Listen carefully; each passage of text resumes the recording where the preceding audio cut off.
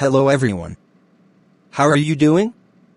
Today channel Dance Sreyoun is going to tell you about English story Sleeping Beauty.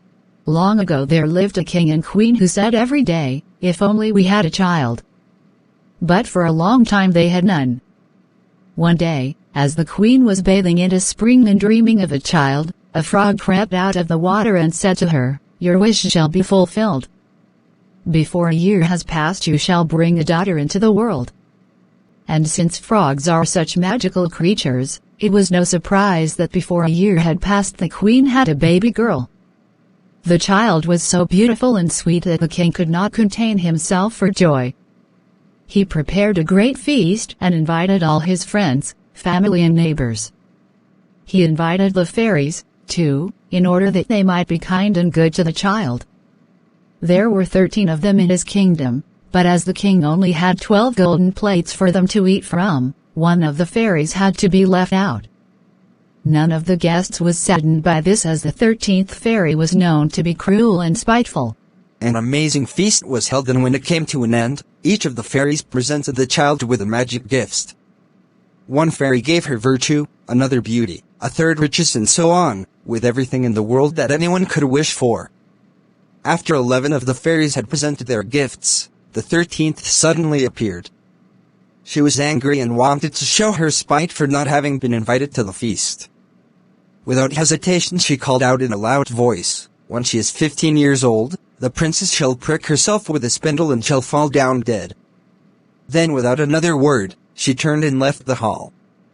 The guests were horrified and the queen fell to the floor sobbing, but the 12th fairy, whose wish was still not spoken, quietly stepped forward. Her magic could not remove the curse, but she could soften it, so she said, "Nay, your daughter shall not die, but instead shall fall into a deep sleep that will last 100 years. Over the years, the promises of the fairies came true, one by one. The princess grew to be beautiful, modest, kind and clever. Everyone who saw her could not help but love her. The king and queen were determined to prevent the curse placed on the princess by the spiteful fairy and sent out a command that all the spindles in the whole kingdom should be destroyed. No one in the kingdom was allowed to tell the princess of the curse that had been placed upon her, for they did not want her to worry or be sad. On the morning of her 15th birthday, the princess awoke early, excited to be another year older. She was up so early in the morning that she realized everyone else still slept. The princess roamed through the halls trying to keep herself occupied until the rest of the castle awoke. She wandered about the whole place, looking at rooms and halls as she pleased, and at last she came to an old tower. She climbed the narrow, winding staircase and reached a little door.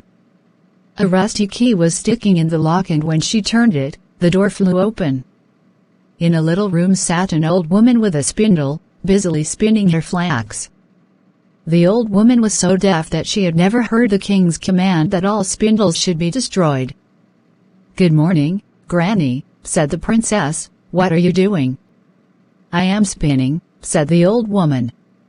"What is the thing that whirls round so merrily?" asked the princess, and she took the spindle and tried to spin too. But she had scarcely touched the spindle when it pricked her finger. At that moment she fell upon the bed which was standing near and lay still in a deep sleep. The king, queen and servants had all started their morning routines, and right in the midst of them fell asleep too. The horses fell asleep in the stable, the dogs in the yard, the doves on the roof and the flies on the wall. Even the fire in the hearth grew still and went to sleep. The kitchen maid, who sat with a chicken before her, ready to pluck its feathers, fell asleep. The cook was in the midst of scolding the kitchen boy for a mess he'd made, but they both fell fast asleep. The wind died down, and on the trees in front of the castle not a leaf stirred. Round the castle a hedge of briar roses began to grow up. Every year it grew higher until at last nothing could be seen of the sleeping castle. There was a legend in the land about the lovely Sleeping Beauty, as the king's daughter was called, and from time to time princes came and tried to force their way through the hedge and into the castle. But they found it impossible, for the thorns, as though they were alive, grabbed at them and would not let them through. After many years a prince came again to the country and heard an old man tell the tale of the castle which stood behind the briar hedge and the beautiful princess who had slept within for 100 years. He heard also that many princes had tried to make it through the briar hedge, but none had succeeded and many had been caught in it and died. The young prince said, "I am not afraid. I must go and see this sleeping beauty." The good old man did all in his power to persuade him not to go, but the prince would not listen. Now the 100 years were just ended. When the prince approached the briar hedge, it was covered with beautiful large roses. The shrubs made way for him of their own accord and let him pass unharmed. In the courtyard, the prince saw the horses and dogs lying asleep. On the roof sat the sleeping doves with their heads tucked under their wings. When he went into the house, the flies were asleep on the walls and the servants asleep in the halls. Near the throne lay the king and queen, sleeping peacefully beside each other. In the kitchen the cook, the kitchen boy and the kitchen maid all slept with their heads resting on the table. The prince went on farther. All was so still that he could hear his own breathing. At last he reached the tower and opened the door into the little room where the princess was asleep. There she lay, looking so beautiful that he could not take his eyes off her. He bent down and gave her a kiss.